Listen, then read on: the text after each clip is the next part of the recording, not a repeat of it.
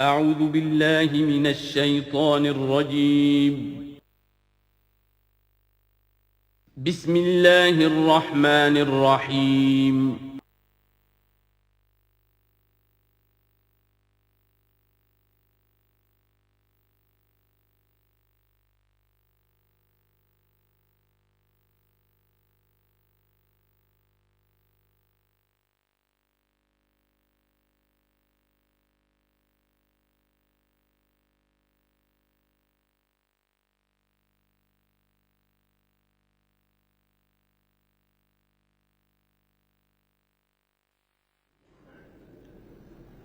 اما بعد فاعوذ باللہ من الشیطان الرجیم بسم اللہ الرحمن الرحیم حامیم والکتاب المبین انا جعلناہ قرآنا عربیا لعلکم تعقلون وقال تبارک وتعالی کما ورد فی سورۃ یوسف علیہ الصلاۃ والسلام الف لام را تلک آیات الکتاب المبین انا انزلناہ قرآنا عربیا لعلکم تعقلون وقال عز وجل كما ورد في سورة الزمر قرآنا عربیا غیر ذی عوج وقال جل وعلا كما ورد في اول سورة الكهف الحمد للہ الذی انزل على عبده الكتاب ولم يجعل له عوجا صدق اللہ العظیم رب اشرح لی صدری ویسر لی امری واحلل عقدۃ من لسانی یفقہوا قولی۔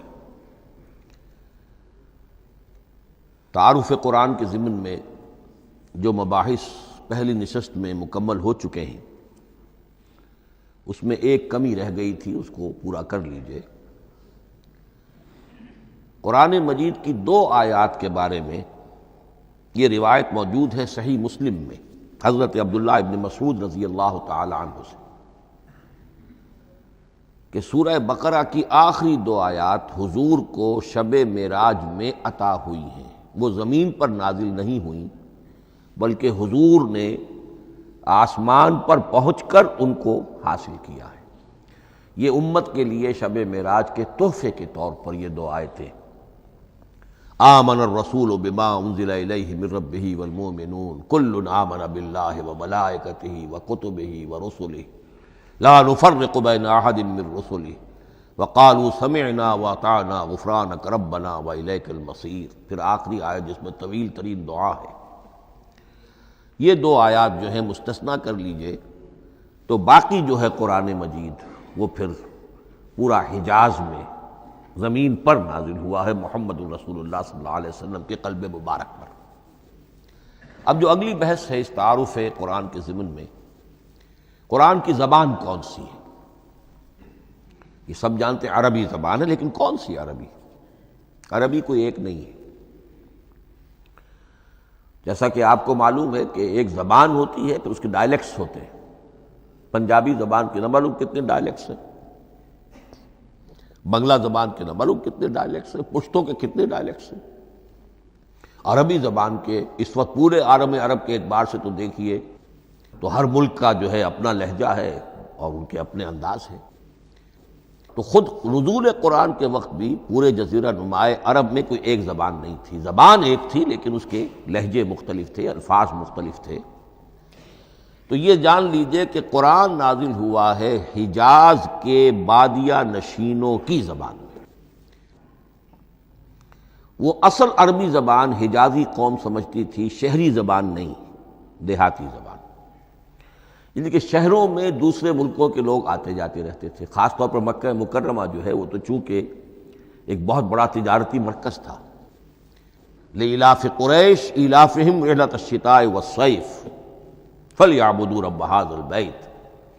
ان کے قافلے جاتے تھے، آتے تھے، دوسرے تاجر بھی آتے تھے، تو ظاہر بات ہے کہ شہروں کے اندر تو پھر زبان جو ہے وہ مکسڈ ہو جاتی ہے، خالص نہیں رہتی۔ یہی وجہ ہے کہ قریش کے جو شریف گھرانے تھے، اونچے گھرانے تھے، وہ اپنے بچوں کو صحرا میں بھیج دیتے تھے کہ ان کی پرورش وہاں ہو، وہاں وہ خالص عربی زبان سیکھیں، ان کی زبان جو ہے پولیوٹڈ نہ ہو۔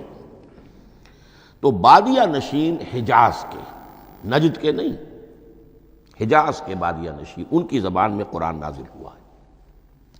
یہ آیتیں اس سے پہلے بھی سامنے آ چکی ہیں سورہ زخرف کی، انا جعلناہ قرآنا عربیا لعلکم تعقلون، ہم نے اس اپنے کلام قدیم کو عربی زبان کا جامہ پہنایا ہے۔ انا انزلناہ قرآنا عربیا، یہ سورہ یوسف کی آیات، ہم نے اتارا ہے اسے قرآن عربی بنا کر، قرآنا عربیا لعلکم تعقلون۔ سورہ زمر میں قرآنا عربیا غیر ذی عوج، یہ عربی مبین میں ہے، صاف ستھری دھلی ہوئی عربی زبان جس میں کہیں کوئی ٹیڑھ نہیں ہے، کوئی ایچ پیچ نہیں ہے۔ اور یہی پھر سورہ کہف میں جو ایک ترانہ حمد اللہ نے ہمیں سکھایا ہے کہ میرے اس انعام عظیم پر میرا شکر ادا کیا کرو، تو کن الفاظ میں الحمدللہ الذی انزل علی عبدہ الکتاب ولم یجعل لہ عوجا۔ تو یہ عربی مبین جو ہے اگرچہ اصلاً ہے بادیہ نشین حجاز کے، البتہ یہ کہ عرب کے دوسرے قبائل کے بھی ان کی زبانوں کے بعض الفاظ اس میں آئے ہیں۔ اس سے آگے بڑھ کر یہ کہ بعض معرب الفاظ بھی ہیں، ہندی زبان کا کوئی لفظ اس نے عربی کا جامہ پہن لیا، فارسی زبان کا کوئی لفظ اس نے عربی کا جامہ پہن، وہ بھی قرآن میں بعض ہیں، استثناءات ہیں یہ۔ جیسے سنگ گل، یہ فارسی زبان کا لفظ ہے، سنگ گل، وہ سجیل بن کر قرآن مجید میں آ گیا ہے۔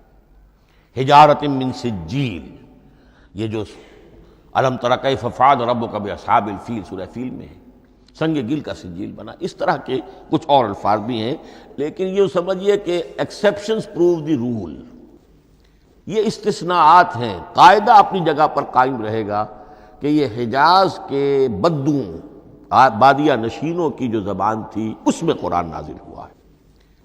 اس قرآن کے بارے میں، اس کی زبان کے بارے میں جو چند پہلو سامنے رہنے چاہیے، فصاحت اور بلاغت کی معراج،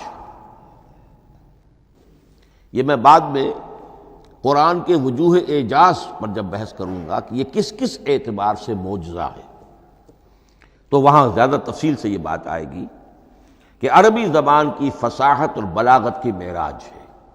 آپ کو معلوم ہے کہ آج بھی دنیا میں یہودی بھی ہیں جن کی مادری زبان عربی ہے، عیسائی بے شمار ہیں جن کی مادری زبان عربی ہے، ان کے ہاں بھی عربی ادب کی چوٹی کی کتاب جو پڑھائی جاتی ہے وہ قرآن ہے۔ یہ انہیں ماننا پڑتا ہے کہ عربی ادب کی جو آخری کتاب ہے، چوٹی کی کتاب ہے، وہ یہی ہے۔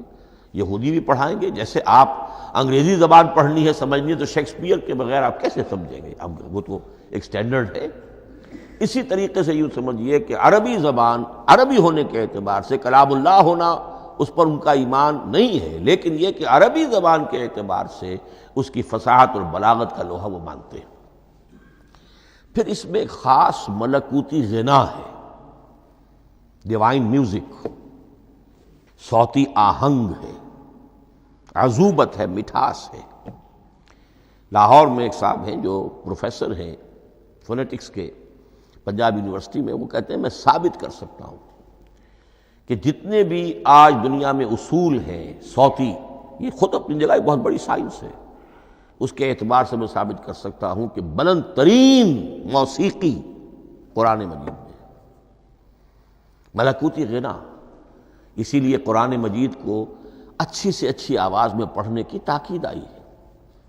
زینوا القرآن باصواتکم، قرآن کو اپنی آوازوں سے مزین کرو۔ اسی طریقے سے من لم یتغن بالقرآن فلیس منا، جو قرآن مجید کو اچھی سے اچھے طریقے پر پڑھنے کی کوشش نہیں کرتا وہ ہم میں سے نہیں ہے۔ اسی طرح کے واقعات بھی ہوئے ہیں۔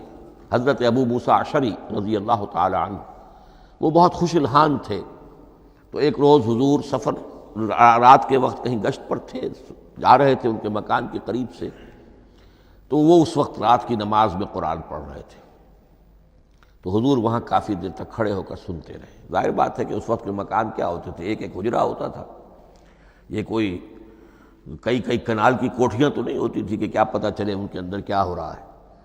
وہ تو حضرت ابو بکر کے مکان کے پاس سے گزرتے تھے تو ان کی تلاوت سنتے تھے، حضرت عمر کے مکان کے قریب سے گزرے ان کی تلاوت سنی، حضرت عمر بلند آواز میں پڑھتے تھے، حضرت ابو بکر بڑی پست آواز میں پڑھتے تھے۔ حضور نے پوچھا کہ تم ایسا کیوں کرتے ہو؟ حضرت عمر نے کہا میں اس لیے کرتا ہوں، زور سے پڑھتا ہوں کہ شیطان بھاگ جائے۔ حضرت ابوبکر نے عرض کیا کہ میں اس لیے پڑھتا ہوں کہ جس کو میں سنا رہا ہوں وہ سنتا ہے، اس کو بلند آواز کی ضرورت نہیں۔ حضور نے کہا کہ ابوبکر تم ذرا اونچی کر لو آواز، اور عمر تم ذرا پست کر لو، ایوریج میں لے آؤ۔ تو بہرحال یہ معاملہ حضور کا صحابہ کے ساتھ ہوتا تھا۔ تو ابو موسیٰ اشعری رضی اللہ تعالی عنہ کی جب قرأت آپ نے سنی تو اگلے روز جب ملاقات ہوئی فجر میں تو آپ نے تحسین فرمائی ان الفاظ میں، یا ابا موسیٰ انک قد اوتیت مزمارا من مزامیر آل داود، اے ابو موسیٰ تمہیں تو اللہ نے آل داود کے سازوں میں سے ایک ساز عطا کیا ہے، یعنی حضرت داود کے گلے میں جو ساز تھا، خوش الحانی تھی، ان کی آواز نہایت خوبصورت تھی۔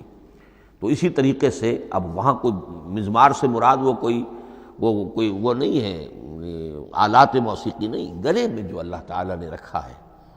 تو انک قد اوتیت مزمارا من مزامیر آل داود۔ ایک آخری بات یہ نوٹ کیجئے کہ قرآن مجید کا عظیم ترین احسان ہے عربی زبان پر۔ یہ یوں سمجھیے کہ ایک ستون کی طرح اس زبان کو ٹھہرا دیا ہے، اس کو سٹیبل کیا ہے قرآن مجید۔ آج بھی پوری دنیا میں جسے عرب کہتے ہیں فصیح زبان، لغہ فصحی، وہ ایک ہے، وہ قرآن ہی کی ہے۔ زبانیں بدلتی رہتی ہیں۔ اردو 300 سال پہلے کی دکن میں جب شروع ہوئی، وہ آج آپ پڑھ بھی نہیں سکیں گے وہ کیا اردو تھی ولی دکنی کی، پھر وہ کیا اس نے روپ بدلے ہیں، اب وہ اردو کس شکل میں ہے، فارسی کن کن شکلوں میں رہی ہے، مختلف انگریزی کتنی شکلیں بدل گئی ہیں، لیکن عربی قائم ہے۔ اس کے لیے جیسے کہ قرآن مجید میں آتا ہے کہ ہم نے پہاڑ زمین میں گاڑ دیے اس کو سٹیبلائز کرنے کے لیے، ان تمید بکم، تمہیں لے کر زمین ایک طرف کو جھک نہ جائے۔ تو جس طرح یہ پہاڑ جو ہیں سٹیبلائزنگ ایفیکٹ رکھتے ہیں اس زمین کے لیے، اسی طریقے سے قرآن سٹیبلائزر ہے عربی زبان کا۔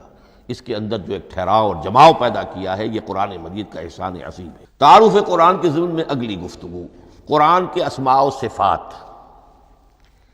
عربوں کا ایک خاص ذوق تھا، اور ظاہر بات ہے کہ اللہ تعالیٰ نے جب قرآن نازل کیا ہے تو عربوں کے ذوق کو بھی مد نظر رکھا ہے۔ ان کا ذوق کیا تھا؟ جس چیز سے انہیں محبت ہوتی تھی اس کے وہ بہت سے نام رکھتے تھے۔ گھوڑے کے لیے ہزاروں لفظ مل جائیں گے آپ کو، شیر کے لیے 5000 الفاظ مل جائیں، تلوار کے لیے 5000 الفاظ مل جائیں گے۔ یعنی اس شے کی جو بھی صفت ہے اس صفت کے اعتبار سے ایک نام، کوئی اور صفت ہے اس صفت کو ایک اور نام، تو وہ صفاتی نام۔ اب جیسا کہ آپ کو معلوم ہے اللہ کے 99 نام صفاتی تو ہے نا، اللہ کی ایک صفت دوسری صفت، اسی کے اعتبار سے اس کے نام ہیں۔ قرآن مجید کے اسماء علامہ جلال الدین سیوطی رحمۃ اللہ علیہ نے 55 شمار کیے، لیکن وہ بھی مکمل نہیں ہے لسٹ، اس لیے کہ اس میں ایک اہم نام برہان یہ شامل نہیں ہے۔ ان میں سے جو اہم اسماء ہے میں آپ کو سنا دیتا۔ القرآن، جس پر گفتگو بعد میں ہوگی، اس لیے کہ سب سے زیادہ ایک رائے یہ ہے کہ یہ تو اس میں جامد ہے، اس میں علم ہے قرآن کے لیے، پراپر ناؤن ہے۔ الکتاب، الذکر، الہدیٰ، النور، الفرقان، کلام اللہ، الوحی، روحا من امرنا۔ پھر اس کی صفات کے اعتبار سے الکریم، الحکیم، العظیم، المجید، المبین، رحمہ، العلی، بصائر، بشرا، بشیر، نذیر، عزیز، قرآن عزیز، بلاغ، بیان، احسن القصص، احسن الحدیث، موعظہ، شفاء، مبارک، مہیمن، قیم، مثانیہ، متشابہ۔ یہ میں نے آپ کو 23 نام بتائے ہیں، لیکن یہ کہ علامہ جلال الدین سیوطی نے 55 گنوائے۔ لیکن جو بحث دلچسپ ہے وہ یہ ہے کہ جو اس کے لیے لفظ القرآن ہے، اس کے معنی کیا ہیں اور یہ کس مصدر سے، کس مادے سے یہ لفظ بنا ہے؟ ایک رائے تو یہ ہے کہ یہ اس میں جامد ہے، یہ مشتق نہیں ہے، کسی مادے سے نکلا ہوا نہیں ہے۔ اور یہ بھی آپ نوٹ کر لیجئے، اللہ کے اسماء میں سے بھی ایک نام کو سمجھا جاتا ہے، وہ مشتق نہیں ہے، اس میں جامد ہے، اس میں علم ہے، اور وہ ہے اللہ۔ باقی سارے نام صفاتی ہیں، ایک نام، اس لیے اس میں ذات کہتے ہیں اس کو، اس میں ذات۔ لیکن یہ رائے متفق علیہ نہیں ہے، یہ کچھ لوگوں کی رائے ہے۔ ایک رائے یہ بھی ہے کہ یہ بھی اس میں علم نہیں ہے، یہ بھی مشتق ہے الہ سے۔ جیسے حکیم، یہ صفت ہے، الحکیم یہ اللہ کا نام ہو گیا۔ الہ ایک معبود، الالہ معبود برحق، الالہ وہ اللہ بن گیا، ایک رائے یہ۔ لیکن یہی اسی طریقے سے نوٹ کیجئے کہ قرآن مجید کے بارے میں بھی ایک رائے یہ ہے کہ القرآن اس میں علم ہے، پراپر ناؤن ہے، یہ جامد ہے، یہ مشتق نہیں ہے، کسی اور مادے سے نکلا نہیں۔ لیکن جو اکثریت کی رائے ہے، جس پر تقریباً اجماع ہے، وہ یہ ہے کہ نہیں، یہ اس میں جامد نہیں، اس میں مشتق ہے۔ لیکن پھر دو رائے ہیں کہ مادہ کیا ہے۔ ایک قرن، قاف را نون، اور ایک قرا، قاف را حمزہ، یہ دو مختلف مادوں کے بارے میں رائے ہے کہ قرآن ان سے نکلا ہے۔ قرن کہتے ہیں کسی چیز کا قریب ہو جانا، جڑ جانا، مل جانا۔ یہ حج کی جو تین شکلیں ہیں، حج تمتع ہے، حج قران ہے، اور حج افراد ہے۔ قران کیا ہے؟ ایک ہی احرام میں عمرہ بھی اور حج بھی دونوں کو جمع کر لیا جائے تو یہ حج قران ہے۔ اسی سے قران الصعدین کا لفظ استعمال ہوتا ہے۔ قرینہ اور قرائن جو ہے اسی سے الفاظ۔ امام فرا کی رائے یہ ہے کہ قرن سے یہ قرآن بنا ہے، اس لیے کہ اس میں بھی اللہ تعالیٰ کی آیات جمع ہو گئی۔ اسی طرح قرأ، قاف را اور حمزہ، اس قرات کا مصدر بھی بن جاتا ہے، جیسے رجحان، را جیم ہے، رجح سے رجحان۔ غفران، غفرانک ربنا، پروردگار ہم تیری مغفرت کے خواستگار ہیں۔ اسی طرح قرآن قرأ سے بنا ہے۔ مفعول جو ہے وہ مصدر کے معنی میں آ جاتا ہے، یعنی پڑھی جانے والی شے۔ اور ایک قرأ آتا ہے عربی زبان میں، قرأت الماء فی الحوض، میں نے پانی جمع کر لیا حوض کے اندر۔ بارش ہوئی، میں نے کچھ پانی حوض میں جمع کر لیا، قرأت الماء فی الحوض۔ اسی سے قریہ کا لفظ بنا، قریہ بستی کو کہتے ہیں جہاں لوگ جمع ہو کر رہتے ہیں، قریہ۔ تو اس معنی میں یہ قرآن جو ہے یہ جمع ہے، اللہ تعالیٰ کی اسماء صفات اور اللہ کی ذات جو ہے اور اس کی آیات کا جامع ہے۔ یہ ہے لفظ قرآن کی بحث۔ اگلی بحث اور بڑی اہم ہے اور دلچسپ ہے، قرآن کا اسلوب کلام کس کیٹیگری میں فال کرتا ہے؟ قرآن کیا ہے؟ ایک شے کی تو سختی سے نفی کی اللہ نے، یہ شعر نہیں ہے۔ وَمَا عَلَّمْنَاهُ الشِّعْرَ وَمَا يَنبَغِي لَهُ، سورہ یاسین۔ ہم نے شعر تو انہیں سکھایا ہی نہیں، محمد رسول اللہ کو صلی اللہ علیہ وسلم، اور وہ شعر ان کے شایان شان بھی نہیں۔ شاعروں کے بارے میں سورہ شعراء میں چونکہ بالعموم شاعروں کے بارے میں جو بات کہی گئی ہے، وَالشُّعَرَاءُ يَتَّبِعُهُمُ الْغَاوُونَ أَلَمْ تَرَ أَنَّهُمْ فِي كُلِّ وَادٍ يَهِيمُونَ إِنَّهُمْ يَقُولُونَ مَا لَا يَفْعَلُونَ إِلَّا الَّذِينَ آمَنُوا۔ استثناء تو ہے کہ اچھے لوگ بھی ہوتے ہیں، لیکن اکثر و بیشتر شعراء کا معاملہ یہی ہے، ان کی پیروی کرتے ہیں وہی لوگ کہ جو حد سے گزرنے والے ہوتے ہیں، لاابالیانہ انداز والے لوگ، غیر سنجیدہ لوگ پیروی کرتے ہیں۔ خود وہ بھی زمین و آسمان کے قلابے ملاتے ہیں، کبھی ادھر کی بات کبھی ادھر کی بات۔ اور تیسری بات یہ کہ عام طور پر جو کہتے ہیں وہ کرتے نہیں ہیں، انہم یقولون ما لا یفعلون۔ تو یہ شعر کی تو نفی کی گئی ہے قرآن مجید، جیسا کہ میں نے آپ کو سنایا تھا سورہ حاقہ کی آیات، انہ لقول رسول کریم وما ہوا بقول شاعر، یہ شاعر کا کلام نہیں۔ البتہ ایک بات نوٹ کیجئے، جسے آزاد شاعری، آزاد نظم کہا جاتا ہے، وہ میرا گمان یہ ہے، میں نے چونکہ ان چیزوں کا کوئی تحقیقی مطالعہ نہیں کیا ہے، کہ شاید وہ ہے ہی قرآن سے ماخوذ آزاد شاعری۔ اس میں وزن نہیں ہوتا، ردم ہوتا ہے۔ آزاد شاعری کے اندر ایک ردم ہوتا ہے، وزن نہیں ہے، ایک مصرع اتنا سا، ایک بڑا لمبا چوڑا، لیکن ردم رہے گا۔ یہ جو آزاد شاعری، بلینک ورس جس کو آپ کہتے ہیں، میرا گمان یہ ہے کہ شاید دنیا میں اس کا رواج قرآن کے بعد ہی ہوا ہو، اور قرآن مجید ہی کی نقالی میں یہ صنف جو ہے ادب کی وہ ایجاد کی گئی ہو۔ واللہ عالم، میں یہ بات دعوے سے نہیں کہہ سکتا، گمان ہے میرا۔ البتہ یہ کہ اب اس سے آگے چلیے، شعر نہیں ہے، نثر ہے، لیکن نثر کے اعتبار سے بھی کون سی کیٹیگری میں آئے گی؟ کیا یہ کتاب عام معنی میں جسے ہم کتاب کہتے ہیں وہ کتاب ہے؟ ایک تو وہ بات تھی نا جو اقبال کے حوالے سے میں نے آپ سے کہی، کتابیں نیست چیزیں دیگر است، اس وقت وہ بات نہیں میں کہہ رہا۔ عام کتابوں سے اس کا فرق کیا ہے؟ ایک کتاب ہوتی ہے، اس میں ہر چیپٹر میں ایک بحث مکمل ہو جاتی ہے، اگلے چیپٹر میں پھر لوٹا کر آپ پہلے چیپٹر کی کوئی بات نہیں کریں گے، پھر وہ بات آگے چلے گی، ابواب ہوں گے، ابواب میں مضمون کے مطابق مضمون آگے بڑھتا چلا جائے گا۔ کتاب کا یہ لازمی وصف ہے۔ قرآن مجید اس معنی میں کتاب نہیں ہے۔ اس میں قصہ آدم و ابلیس 7 جگہ آ رہا ہے، بار بار آ رہا ہے، سورہ بقرہ میں، سورہ اعراف میں، سورہ حجر میں، سورہ بنی اسرائیل میں، سورہ کہف میں، پھر سورہ طٰہٰ میں، چلتے جائیے، سورہ صاد میں حضرت موسیٰ علیہ السلام کا قصہ کتنی مرتبہ آ رہا ہے۔ تو قرآن مجید اس کتاب کی کیٹیگری، اس کی ڈیفینیشن پر پورا نہیں اترتا۔ دنیا میں جو کتاب کا معیار ہے، عام اس کا جو اسلوب ہے، اس کی جو ڈیفینیشن ہے، ایک شکل ہوتی ہے مجموعہ مقالات، وہ بھی نہیں ہے۔ اس میں ہر مقالہ اپنی جگہ پر ایک مکمل شے ہوتی ہے، لیکن یہ کہ وہ دوسرے مقالات سے تو مختلف ہوگی، یہ مجموعہ مقالات بھی نہیں۔ اس کا اسلوب جو ہے وہ خطبے کا ہے، اوریشن،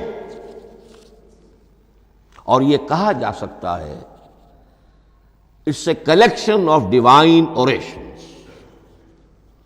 یہ اللہ تعالیٰ کے خطبات کا مجموعہ ہے۔ مختلف اوقات میں خطبے نازل ہوتے تھے حضور پر صلی اللہ علیہ وسلم۔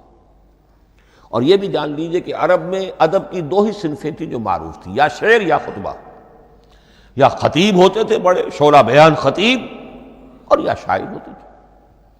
تو یہ جب شعر کے اسلوب پر نہیں تھا تو خطابت کا اسلوب ہے جو اللہ نے اختیار فرمایا، اور ہر موقع پر، ہر مرحلے پر جو خطبہ اس وقت کے حالات کی مناسبت سے نازل ہوا وہ ایک صورت ہے۔ تو یہ ہے کلیکشن آف ڈیوائن اوریشنز، یہ اللہ تعالیٰ کے مجموعہ خطبات الہیہ اسے کہا جا سکتا ہے۔ لیکن اس سے جو چند نتیجے نکلتے ہیں وہ نوٹ کرنے ضروری ہیں۔ خطبے میں مخاطب اور مخاطب کے مابین ایک ریپور ضروری ہے۔ اگر کوئی مصنف بیٹا کتاب لکھ رہا ہے، اس کے سامنے کوئی سامع نہیں ہوتے، وہ تو اپنی مگن میں جو بھی خیال ہے اپنے دل میں وہ لکھ رہا ہے۔ خطبے میں سامع سامنے ہوتے، اگر ان کے درمیان رپورٹ نہ رہے، ہم آہنگی نہ رہے، تو پھر وہ خطبہ غیر مؤثر ہو جائے گا۔ لوگ جو ہیں ان کو اونگ آنے لگے گی، وہ متوجہ ہی نہیں رہیں گے۔ تو ایک رپورٹ مخاطب اور مخاطب ان کے درمیان۔ دوسرے یہ کہ خطبہ کا ایک وصف لازمی یہ ہوتا ہے کہ ایک واقعاتی پس منظر ہوتا ہے پیچھے موجود۔ اب کوئی شخص ہے سیاسی تقریر کر رہا ہے، ایک خاص پس منظر موجود ہے، اس میں وہ ان چیزوں کی طرف حوالے دیتا چلا جائے گا، صرف کوئی تفصیلات بیان نہیں کرے گا، اس لیے کہ وہ لوگوں کو معلوم ہے آج کے دور کا ایک واقعہ ہے، لوگوں کے علم میں ہے۔ لیکن کتاب میں آپ لکھیں گے تو پھر وہ پورا واقعہ بھی بیان کرنا پڑے گا آپ کو کہ یہ کب ہوا، کیسے ہوا، جس کا میں حوالہ دے رہا ہوں۔ لیکن خطبے کے اندر پس منظر جو ہے وہ موجود ہے، اور اس کے حوالے سے صرف جو اشارات اس کی طرف ہو جائیں گے۔ نمبر 3 یہ ہے کہ خطبے میں تحویل خطاب بہت ہوتا ہے۔ تحویل خطاب سے کیا مراد ہے؟ ابھی خطیب آپ سے بات کر رہا ہے، آپ سے مخاطب ہے، اور کسی وقت وہ فلاں کو جو یہاں موجود بھی نہیں ہے وہ نواز شریف صاحب کو خطاب کرنا شروع کر دے گا. بھائی نواز شریف تو یہاں نہیں ہے، لیکن خطاب انداز وہ تو تقریر مقرر ہے، سیاسی تقریر کر رہا ہے، نواز شریف کو چیلنج کر رہا ہے. نواز شریف یہ کر دو گے تو ہم یہ کر دیں گے، اور نواز شریف یہ تم غلط کر رہے ہو، یا بے نظیر تمہارا یہ معاملہ. ہاں بے نظیر تو وہاں موجود نہیں. صدر ایوب صاحب کو جو بھی گالیاں دی جاتی تھی تقریروں کے اندر، وہ خود تو وہاں موجود نہیں ہوتے تھے. تو اس میں تحویل خطاب نوٹ کرنا پڑتا ہے. ابھی کس سے بات ہو رہی تھی، ابھی کس سے بات ہو رہی تھی. قرآن مجید میں آپ دیکھیں گے ایک آیت میں حضور سے خطاب ہے، اگلی آیت میں کفار سے خطاب ہے، اس سے اگلی آیت میں اہل ایمان سے خطاب ہے.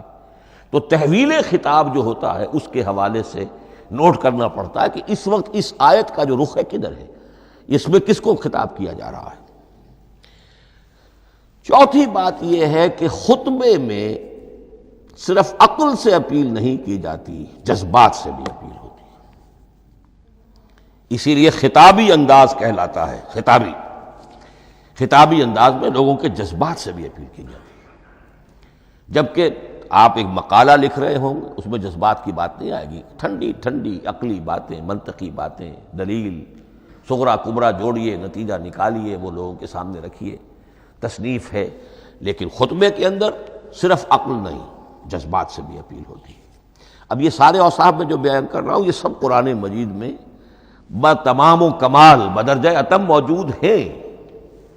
اور آخری بات یہ کہ خطبے میں، اور یہ کہ یہ چیز مشترک ہے غزل میں بھی اور قصیدے میں بھی اور خطبے میں بھی، اس کا اول و آخر بہت جامع اور مؤثر ہونا چاہیے. اسی لیے مطلع مقطع یہ خاص طور پر ہوتے ہیں نا. مقطع میں آ پڑی ہے سکون گسترانہ بات، جس غزل کا مطلع جاندار ہے اس کو آدمی پڑھے گا، اور اگر وہ مطلع پھسپھسا ہے وہ باقی نظم پڑھے گا ہی نہیں، چاہے آگے اس کے اندر بڑا عمدہ شعر بھی ہو وہ نہیں پڑھے گا. مطلع ہی جو ہے بے جان ہے، پھسپھسا ہے. پھر مقطع آخری جو شعر ہو، تو قصیدے میں بھی یہ ہے اور خطبے میں بھی یہ ہے. یہی وجہ ہے کہ قرآن مجید کی صورتوں میں اکثر و بیشتر شروع کی آیات اور آخری آیات انتہائی اہم ہوتی ہیں، بہت جامع ہوتی ہیں، جن کو کہا جاتا ہے کہ یہ سور جو ہیں ان کی ابتدائی آیات، خواتین اور پہلی آیات. اب سورہ بقرہ کی آیات شروع کی، پھر آخری جو ابھی میں نے آپ کو سنائی، یہی آل عمران کا معاملہ ہے، کس شان کے ساتھ وہ اٹھ رہی ہے. یہی سورہ حج کا ہر جگہ پر آپ دیکھیں گے ابتدائی جو ہے خطیب اگر ایسی بات، ایسا انداز اختیار کرے کہ اپنے سامعین کی توجہ کو اپنی طرف مبذول کرا دے، اگر شروع کا انداز ایسا نہیں ہے تو وہ بات آگے بڑھے گی نہیں. آخری بات یہ کہ خطبے میں ہمیشہ یہ ہوگا کہ ایک مین سپیکر جو ہے اس کی ایک بات سامنے ہے کہ میں نے یہ بات اپنے سامعین کے ذہن میں بٹھانی ہے، لیکن دائیں بائیں کی باتیں کرے گا. کوئی قصہ بھی سنائے گا، کوئی شعر پڑھے گا، کوئی اور کوئی لطیفہ بھی سنائے گا. ہمارے ہاں کے جو بہترین خطیب جو ہوتے تھے وہ احراری حضرات جو ہے بہترین خطیب ہوتے تھے. اور آپ نے سنا مولانا عطا اللہ شاہ بخاری رحمۃ اللہ علیہ، ان کی تقریریں 6 گھنٹے تک لوگ سنتے تھے. وہ کبھی رلا بھی رہے ہیں، کبھی ہنسا بھی رہے ہیں. عام آدمی تنقید بھی کرے گا کہ یہ کیا ادھر ادھر کی باتیں کر رہے ہیں، لیکن وہ پھر جب آخری تقریر ہوتی تھی تو جب تقریر ختم ہوتی تھی، جو بات وہ ذہن میں بٹھانا چاہتے تھے، دل میں اتارنا چاہتے تھے، وہ بیٹھ چکی ہوتی تھی. باقی یہ کہ ادھر ادھر کی چیزیں جو ہیں وہ آکسیلری چیزیں ہیں وہ رہتی ہیں. یہ ہیں 6 اوصاف خطبات کے، اور قرآن مجید کے اندر بھی یہ اوصاف کم و بیش موجود ہیں. قرآن کا اسلوب خطبے کا ہے. اب اگلی بحث پر آئیے، قرآن مجید کی ترکیب اور تقسیم، سنتھیسس اور ڈویژنز. اب اس میں سمجھیے کہ کلام جو ہے اللہ کا کلام ہے. کلام مرکب ہوتا ہے کلمات سے. کلمات حروف سے بنتے ہیں. عربی زبان کے حروف 28 یا 29 ہیں. الف اور حمزہ کو ایک ہی مانیں گے تو 28 رہ جائیں گے. الف علیحدہ حمزہ علیحدہ تو 29 ہو جائیں گے. یہ حروف جڑتے ہیں، لفظ بنتے ہیں. لفظ محمل بھی ہوتا ہے، لیکن کلمہ وہ کہلاتا ہے جو بامانی لفظ ہو. پھر ان کلمات کو آپ جوڑتے ہیں، یہ مرکب توصیفی بن گیا، مرکب اضافی بن گیا، مرکب عددی بن گیا، مرکب جاری بن گیا، پھر ان مرکبات کو جوڑ کر فقرہ بنتا ہے، جملہ بنتا ہے، کلام مفید جس کو کہا جاتا ہے۔ قرآن مجید کے اعتبار سے علامہ سیوطی نے مخصوص جو قرآن کی اصطلاحات ہیں ان کے حوالے سے ایک بات کہی ہے، لیکن واقعہ یہ ہے کہ قرآن کی اصطلاحات خود اپنی ہیں، دنیا کی دوسری کسی بھی اصطلاحات پر ان کو قیاس نہیں کیا جا سکتا۔ لیکن جاہز چونکہ قدیم تھے، انہوں نے قرآن مجید کو کہا یہ دیوان کی شکل رکھتا ہے، جیسے کہ حافظ کا دیوان کسی اور کا دیوان۔ سورتیں جو ہیں وہ قصیدوں کی شکل میں ہیں،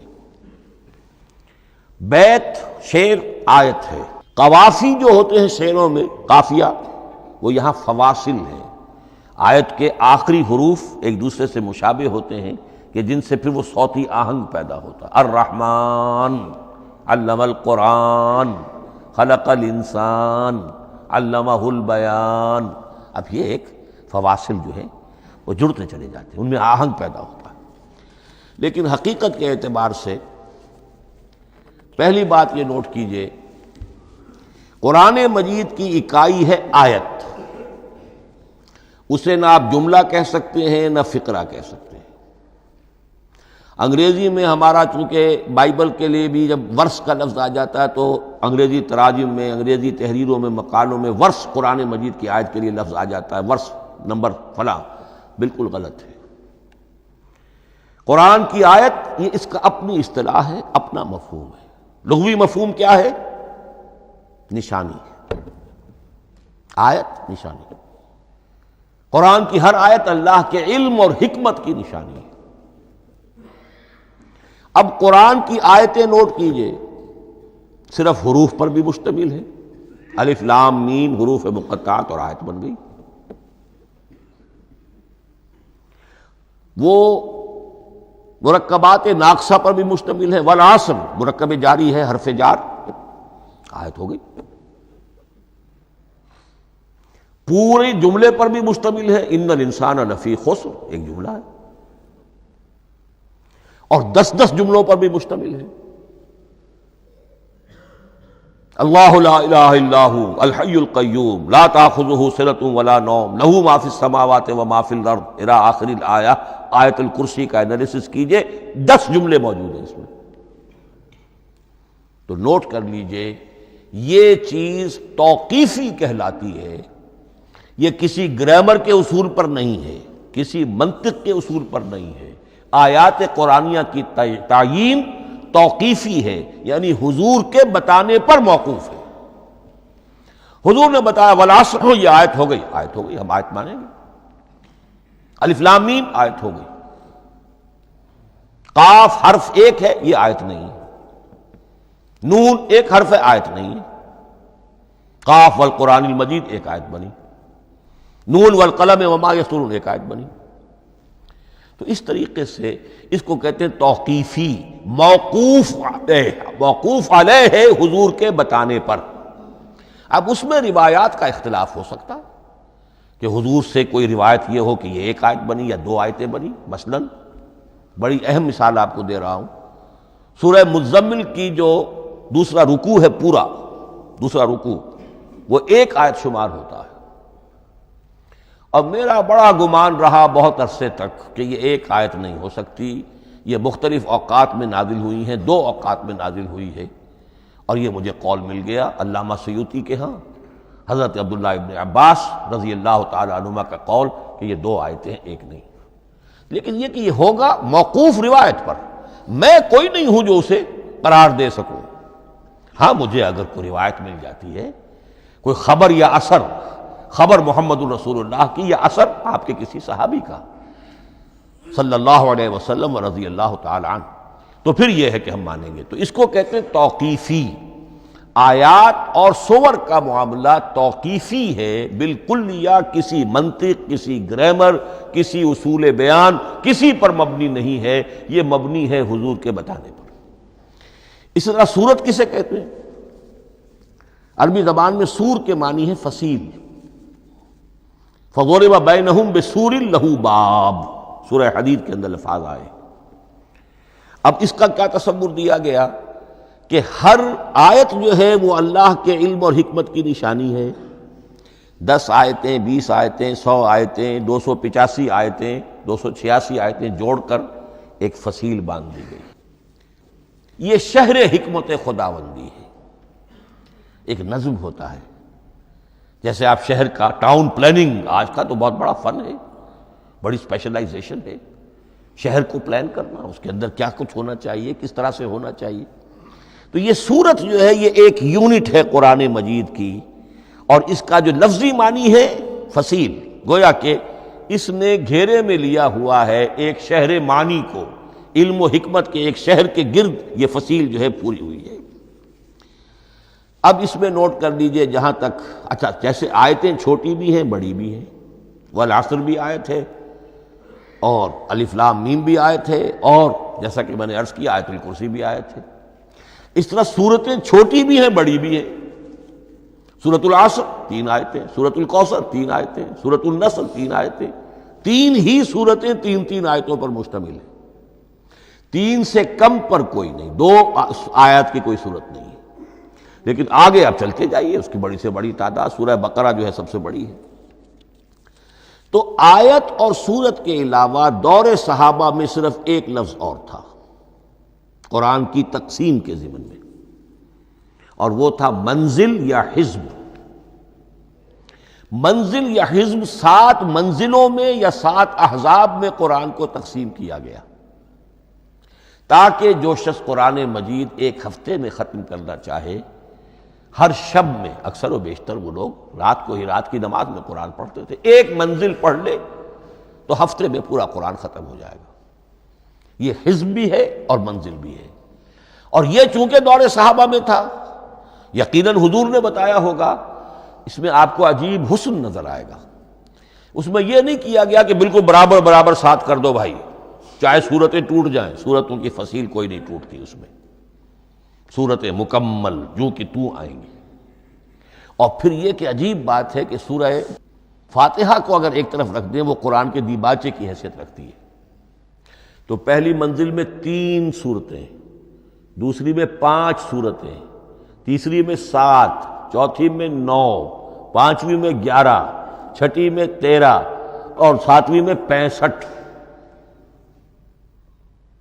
یہ ہے کہ جو ان صورتوں کی ایک بڑی، جیسے کہ ایک سیڑھی چڑھ رہی ہے، اور تقریباً مساوی ہو جاتے ہیں، کوئی 4.25 پارے ہے، کوئی 4.5 پارے ہے، کوئی 4.25 پارے، اس طریقے سے ہے، تقریباً مساوی۔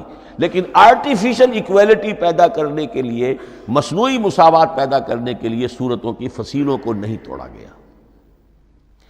اس سے آگے چل کر جو پاروں کی تقسیم ہے وہ بہت بعد کی بات ہے، 30 پارے، اور اس میں آپ کو یہ ساری قباحتیں نظر آئیں گی۔ اس میں صورتوں کی فصیلیں توڑی گئی ہیں۔ سورہ ہجر ایک آیت ادھر ہے، باقی ساری صورت جو ہے اگلے پارے میں، فصیلیں توڑ دی گئی۔ معلوم ہوتا ہے کسی شخص کے پاس جو قرآن تھا مصحف، اس نے صفحے گنے، 7 سے 30 سے تقسیم کیا، اور برابر صفحوں کے اندر وہ پارے بنا دیے۔ لیکن بہرحال دور صحابہ میں پاروں کا کوئی ذکر نہیں تھا، یہ بات کی بات ہے۔ دور صحابہ میں آیت، سورت اور حزب۔ اسی طریقے سے طویل سورتوں کو جو رکوعوں میں تقسیم کیا گیا، یہ بھی بات کی بات ہے۔ لیکن یہ جو تقسیم کیا گیا ہے سورتوں کو رکوعوں کی شکل میں، 35 صورتیں تو قرآن کی ایسی ہیں چھوٹی ہیں جو ایک ایک ہی رکوع پر مشتمل ہے۔ آخری پارے کی 37 صورتیں ہیں، پہلی 2 کی جو 2 رکوع ہے، باقی سب کی سب جو ہے وہ ایک ایک رکوع شمار ہوتا ہے۔ لیکن رکوع کیوں کیے گئے؟ لمبی صورتوں میں سے اگر کچھ حصہ پڑھنا ہے نماز میں، سورہ بقرہ پوری تو نہیں پڑھ سکتے آپ ایک رکعت کے اندر، تو اس کا وہ حصہ پڑھا جائے جس میں ایک مضمون پورا ہو جائے، مضمون نہ ٹوٹے، تاکہ وہاں پر رکوع کرے آدمی کہ جہاں پر کہ وہ مضمون ایک اعتبار سے مکمل ہو گیا۔ تو رکوع سے رکعت ہے، رکوع ہے، اس رکعت کے اندر ایک حصہ اتنا پڑھا جائے تاکہ مضمون جو ہے وہ خوبصورت رہے اور اس کا سلسلہ برقرار رہے۔ یہ تقسیم بھی اگرچہ بہت ہی ایک بدنام شخص ہے ہماری تاریخ کا، حجاج ابن یوسف، یہ اس کی ہوئی تقسیم ہے، یا اس نے کرائی ہے، بہرحال اس کی طرف منسوب ہے۔ اور یہ بات ماننی پڑتی ہے کہ بڑے گہرے غور و فکر سے تقسیم کی گئی ہے، الٹپ نہیں ہے، بلکہ اس کے لیے واقعتاً غور کر کے جہاں وہ مضمون ختم ہوتا ہے، کہیں کہیں آپ اختلاف کر سکتے ہیں اور آپ کو حق حاصل ہے، اس لیے کہ یہ چیزیں توقیفی نہیں ہیں، یہ حضور کی بتائی ہوئی نہیں ہے، نہ رکوعوں کی تقسیم۔ اب سعودی عرب میں جو قرآن مجید چھپ رہے ہیں ان میں حزب ہو گئے ہیں، یعنی ہر پارے کو پارے برقرار رکھ کر 8 حزب بنا دیے انہوں نے، 4 حزب بنا دیے اور پھر نصف حزب کر کے 8 حصے کر دیے۔ تو یہ چیزیں جو ہمارے ہاں رکوع تو پاروں سے ادھر ادھر ہو جاتے ہیں، پارا بدل گیا رکوع وہی چل رہا ہے، اس لیے کہ رکوع میں مضمون کو پیش نظر رکھا گیا ہے، جبکہ پارے میں مضمون کو نہیں سامنے رکھا گیا۔ تو رکوع کا معاملہ جو ہے چاہے وہ حجاج ابن یوسف ہی نے کیا ہے، لیکن یہ کہ بہرحال وہ بہت صحیح ہے، اکثر و بیشتر کہیں کہیں آپ اس سے اختلاف کر سکتے ہیں۔ تو یہ تو اس کا ہم نے آپ کے سامنے رکھا سنتھیسس۔ اب اگلا موضوع ہے ترتیب و تدوین کیسے ہوئی۔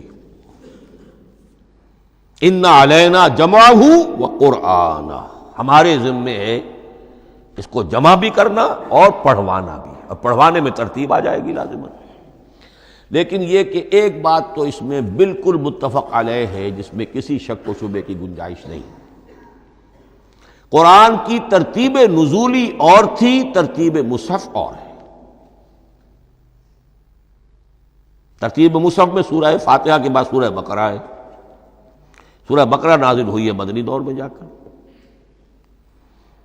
پھر سورہ آل عمران ہے وہ بھی مدنی ہے، سورہ نساء ہے وہ مدنی ہے، سورہ مائدہ ہے وہ مدنی، پھر آئی ہے سورہ انفال اور سورہ توبہ۔ یہ سورہ انفال تو مدنی نہیں، سورہ انعام اور سورہ اعراف یہ ہے کہ جو مکیات ہیں، یہ کہ بھی مکی دور کی بھی آخری زمانے کی ہے۔ ابتدائی جو مکی صورتیں وہ سب سے آخری حصے میں ہے، 29واں پارہ اور 30واں پارہ۔ تو ترتیب نزولی اور تھی، ترتیب مصحف اور ہے، اس میں تو کسی شک و شبے کی گنجائش نہیں۔ لیکن ہمارے ہاں اہل تشیع نے اس چیز کو بہت اچھالا ہے۔ ان میں سے بعض گروہ ایسے ہیں جن کا کہنا یہ ہے کہ اصل قرآن جو ہے وہ ترتیب نزولی کے مطابق تھا، یہ ترتیب تو عثمان نے کر دی رضی اللہ تعالی عنہ۔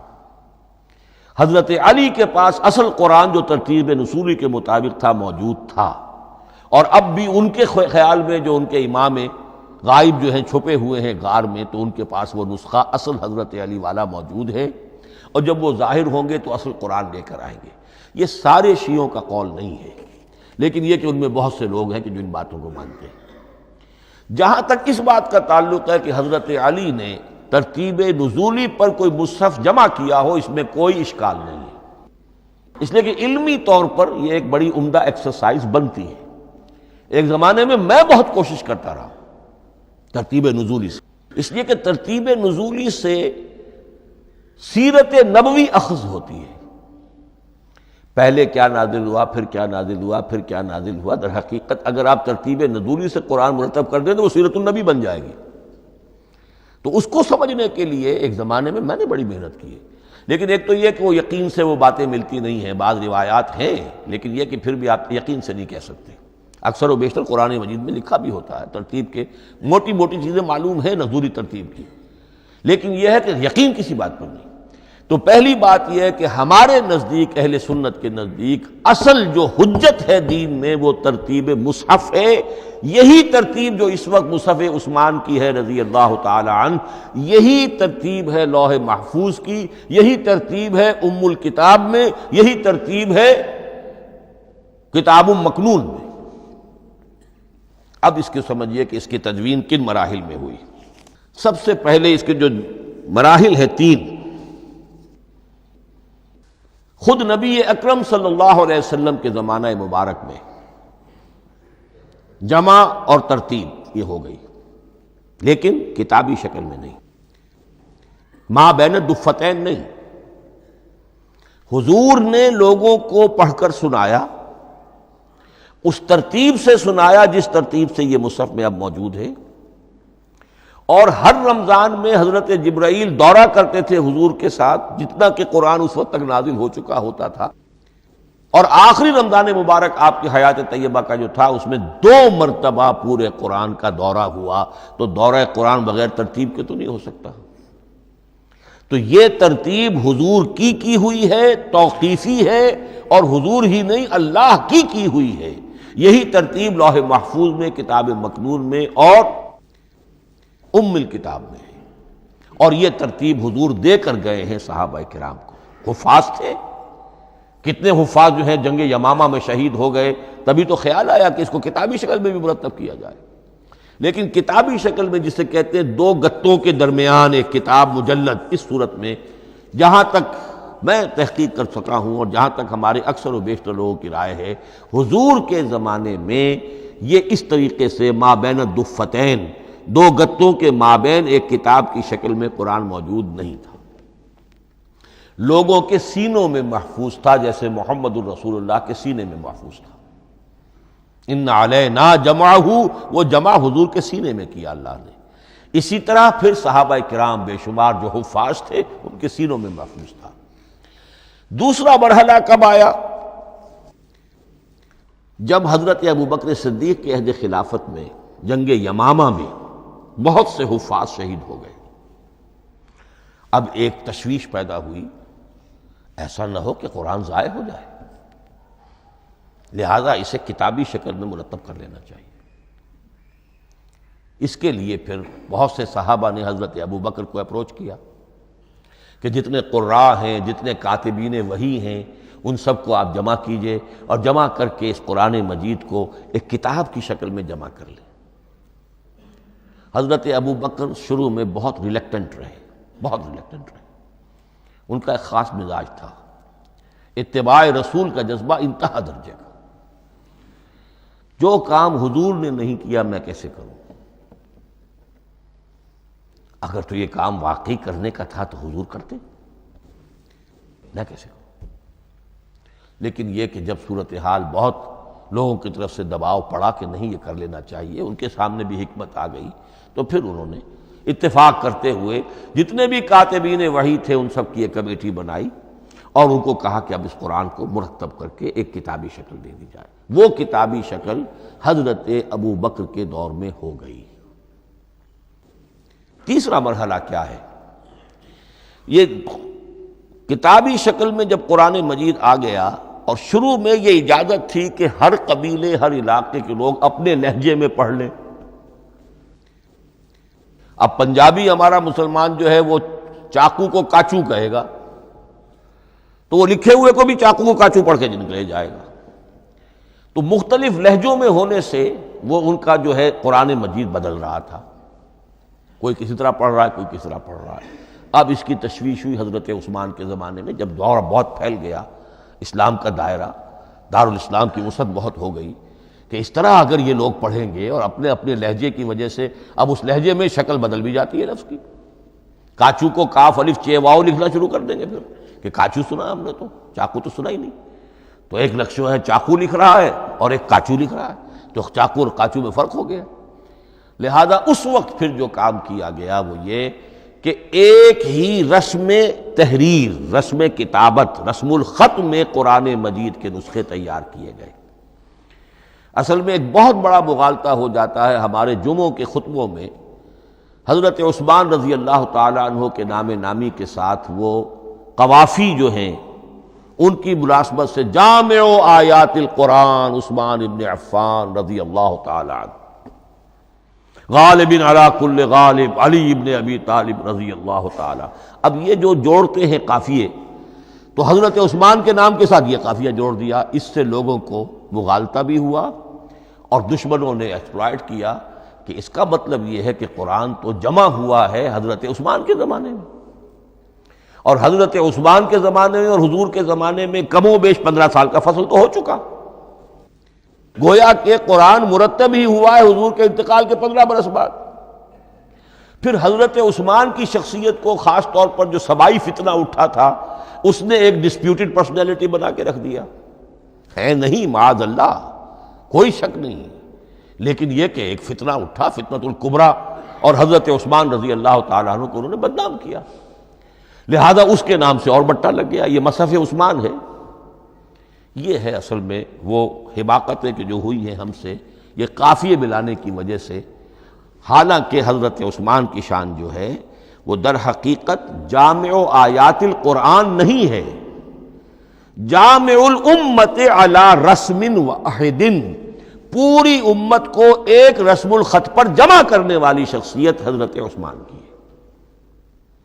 مثلا اب دیکھیے مالک یوم الدین کس طرح لکھیں گے؟ میم لام اور کاف، میم الف اور لام اور کاف لکھیں گے آپ، یہ غلط ہو جائے گا۔ میم پر کھڑا زبر ہوگا اور اس کو مالک پڑھیں گے، میم پر اگر کھڑا زبر نہیں ہے پڑا زبر ہے تو ملک پڑھیں گے، اور قراتوں میں یہ دونوں موجود ہے، ملک یوم الدین بھی ہے اور مالک یوم الدین بھی ہے۔ اگر آپ نے میم الف لکھ دیا ایک قرات نکل گئی، اب وہ اس میں آ ہی نہیں سکتی، وہ تو مالک ہی پڑھا جائے گا۔ یہ زیر زبر بھی جو لگے ہیں قرآن مجید میں، یہ بھی حجاج ابن یوسف کے زمانے میں لگے، اس سے پہلے نہیں تھے۔ اور یہ رموز و اوقاف، یہ آیتوں کے نشان اور یہ وقفہ بیچ میں، یہ بھی حجاج ابن یوسف کے زمانے کی چیزیں ہیں، ورنہ عربوں کے لیے تو ان کی اپنی زبان تھی، انہیں ان چیزوں کی ضرورت ہی نہیں تھی۔ آپ کو معلوم ہے پرانے زمانے کے جو منشی ہوتے تھے، انشاء پرداز، وہ جب خط لکھتے تھے تو اس میں نقطے وغیرہ نہیں لگاتے تھے۔ جس کو خط لکھا جا رہا ہے وہ توہین سمجھے گا کہ شاید مجھے جاہل سمجھا کہ نقطے بھی لگا کے بھیجا جا رہا ہے خط پر، گویا کہ میں تو سمجھ ہی نہیں سکتا بغیر نقطوں کے۔ تو یہ جو ہے پرانے جو شکستہ خطوط لکھے جاتے تھے ان کا یہ انداز تھا، لہذا کوئی نقطے وغیرہ نہیں تھے، یہ بھی بعد میں لگے۔ تو ملک یوم الدین، مالک یوم الدین، اس کی رسم آئے گا میم لام کاف، کھڑا زبر ہے مالک یوم الدین اور ویسے پڑا زبر ہے ملک یوم الدین۔ یہ رسم الخط ہے جس پر کہ حضرت عثمان رضی اللہ تعالی عنہ نے پوری امت کو جمع کر دیا، اور اس کے نسخے تیار کرا کے، مختلف روایات میں آتا ہے 5 یا 7 نسخے تھے، ایک مدینہ منورہ میں رکھا اپنے پاس، اور اسی پر ان کے خون کے دھبے بھی ہیں، اور وہ نسخہ قرآن مجید کا اب استنبول کے اندر ہے، توپ کاپی کا جو عجائب خانہ ہے، عجائب گھر ہے، جس میں جہاں نوادرات کے ساتھ ساتھ حضور کے بھی کچھ تبرکات اور جمع ہیں، وہاں وہ نسخہ موجود ہے۔ اس میں انگلی جو کٹی تھی حضرت نائلہ جو ان کی اہلیہ تھی، جب وار کیا گیا ہے حضرت عثمان پر، قرآن پڑھ رہے تھے، انہوں نے روکا اپنے ہاتھ سے تو ان کی انگلی کٹی اور اس کے خون کے قطرے جو ہیں وہ مصحف پر آئے۔ تو یہ وہ قرآن، پھر انہوں نے ایک مکہ مکرمہ میں، ایک دمشق میں، ایک کوفے میں، ایک یمن، ایک بحرین، ایک بصرہ، مختلف جگہوں پر وہ آفیشل ورشن قرآن کا صرف رسم الخط اسکرپٹ کے اعتبار سے۔ لیکن اب پھر نوٹ کر لیجئے، قرآن مرتب ہو چکا، مدون ہو چکا دور نبوی میں، لیکن کتابی شکل میں نہیں، سینوں میں محفوظ۔ دور خلافت ابی بکر میں وہ کتابی شکل میں لایا گیا، اور اس کے لیے پھر بحث ہوئی کہ اب اس کا نام کیا رکھا جائے۔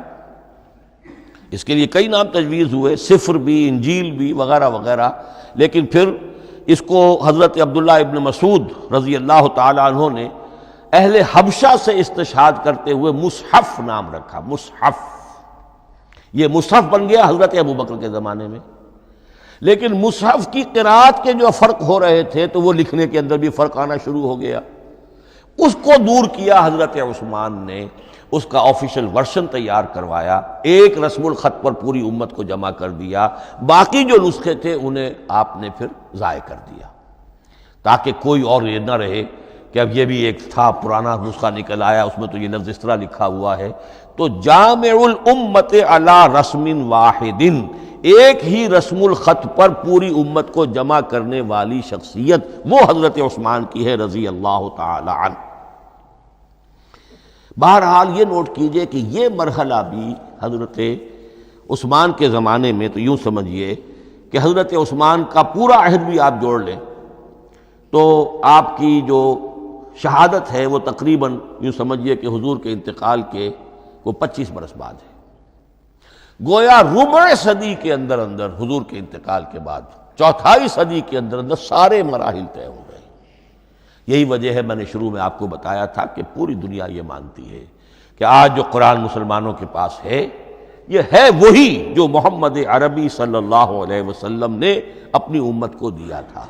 یہ دوسری بات ہے کہ ہم سمجھتے ہیں کہ محمد عربی صلی اللہ علیہ وسلم کو یہ اللہ کے کلام کی صورت میں حضرت جبرائیل نے پہنچایا تھا، وہ اس کو نہیں مانتے، لیکن یہ حصہ اس کا ماننے پر مجبور ہیں کہ وہ اصل قرآن اپنی اسی انٹیگریٹی کے ساتھ، اپنے پوری پیور، اس کا جو بھی ہے ٹیکسٹ پیور ہے، اور اس کی انٹیگریٹی میں کوئی شک و شبہ کی گنجائش نہیں ہے کہ یہ وہی شے ہے جو محمد نے اپنی امت کو عطا فرمائی تھی صلی اللہ علیہ وسلم۔ ایک آخری بات، چل میرے پاس 3 منٹ ہیں، یہ جو میں نے آپ کو ترتیب بتائی تھی قرآن کی، آیتیں، سورتیں، پھر حزب، اب اس میں ایک شے نوٹ کر لیجئے۔ آیت اللہ تعالیٰ کے علم و حکمت کا ایک نمونہ ہے۔ آیتوں کو جوڑ کر جب سورت بنائی تو آیتوں کے اندر جو ربط ہے، اس ربط آیات سے ایک اور معنی، ایک اور حکمت کا دروازہ کھلتا ہے۔ جیسے موتی ہے، ہر موتی بڑا خوبصورت ہے، لیکن جس ترتیب سے آپ نے پرویا، اس کو دھاگے میں ہار بنایا، اس ترتیب سے اس کا حسن دوبالا ہو جائے گا۔ ہر موتی کا اپنی جگہ پر ایک حسن ہے، لیکن اس ترتیب کی وجہ سے اس کے حسن کا ایک اور پہلو ظاہر ہوگا۔ اسی طرح قرآن مجید کی صورتوں میں ربط آیات بہت اہم ہے۔ ایک مرکزی مضمون ہوتا ہے ہر صورت کا، مرکزی مضمون، عمود، اور اس کے گرد وہ ساری آیتیں اس طریقے سے گھوم رہی ہوتی ہیں، جڑی ہوئی ہوتی ہیں، جیسے کہ ایک دھاگے کے اندر پروئے ہوئے موتی ہوتے ہیں کہ جس کی جو ہار کی شکل اختیار کرتے ہیں۔ دوسری بات یہ، اکثر و بیشتر صورتیں قرآن مجید میں جوڑوں کی شکل میں ہیں۔ ایک مضمون کا ایک پہلو اس جوڑے کے ایک فرد میں، اور دوسرا پہلو اسی کا دوسرے فرد میں۔ جیسے معوذتین، 2 صورتیں ہیں، مضمون ایک یہ تعوذ، معوذتین۔ الزہراوین، سورہ بقرہ، سورہ آل عمران کو کہا گیا الزہراوین، حضور نے فرمایا 2 نہایت تابناک صورتیں، بڑی روشن صورتیں۔ جیسے آپ دیکھیں گے یا ایھا المدثر یا ایھا المزمل قم اللیل الا قلیلا یا ایھا المدثر قم فانذر، ایک ہی طرح کا اٹھان ہے، حضور سے خطاب ہو رہا ہے۔ سورۃ الضحیٰ، سورۃ الانشراح، یہ تمام جوڑوں کی شکل میں۔ اسی طرح سورہ طلاق، سورہ تحریم، یا ایھا النبی اذا طلقتم النساء فطلقوہن لعدتہن یا ایھا النبی لم تحرم ما احل اللہ لک تبتغی مرضات ازواجک۔ شوہر اور بیوی کے درمیان تعلق یا تو اتنا گہرا ہو جاتا ہے کہ ایک دوسرے کے لحاظ میں وہ حدود خدابندی ٹوٹنے لگے، بیوی کی وجہ سے آپ نے کسی حرام شے کو حلال کر لیا یا حلال کو حرام کر لیا، بیوی کو ناپسند ہے وہ شے، تو حضور سے ذرا سا یہ ہو گیا تھا معاملہ۔ اپنی ازواج مطہرات حضرت عائشہ اور حضرت حفصہ رضی اللہ تعالیٰ عنہما، ان دونوں کی رضا جوئی کے لیے وہ خاص قسم کا شہد ہے، قسم کھا لی آپ نے کہ میں اسے استعمال نہیں کروں گا۔ لما تحرم ما احل اللہ لک، اے نبی آپ کیوں حرام کرتے ہیں اپنے اوپر وہ شے جو اللہ نے آپ کے لیے حلال کی ہے؟ تبتغی مرضات ازواجک، اپنی بیویوں کی رضا جوئی میں۔ یہ ایک انتہا ہوئی۔ دوسری انتہا کیا ہے؟ میاں اور بیوی میں اتنا بودھ ہو جائے کہ طلاق تک نوبت آ جائے۔ تو سورۃ التحریم ایک انتہا کو بیان کر رہی ہے، سورہ طلاق اگلی اس کے ساتھ جڑی ہوئی وہ دوسری انتہا کو بیان کر رہی ہے۔ سورہ صف حضور کے مقصد بعثت کو بیان کر رہی ہے، سورہ جمعہ آپ کے طریقہ کار کو بیان کر رہی ہے۔ اس طرح قرآن مجید کی اکثر و بیشتر صورتیں جو ہیں وہ جوڑوں کی شکل میں ہیں۔ میرا خیال یہ ہے کہ وقت ختم ہو گیا ہے، اس مضمون کا تھوڑا سا حصہ باقی ہے، وہ انشاءاللہ میں اگلی نشست میں لوں گا۔ بارک اللہ لی ولکم فی القرآن العظیم ونفعنی وإیاکم بالآیات والذکر الحکیم۔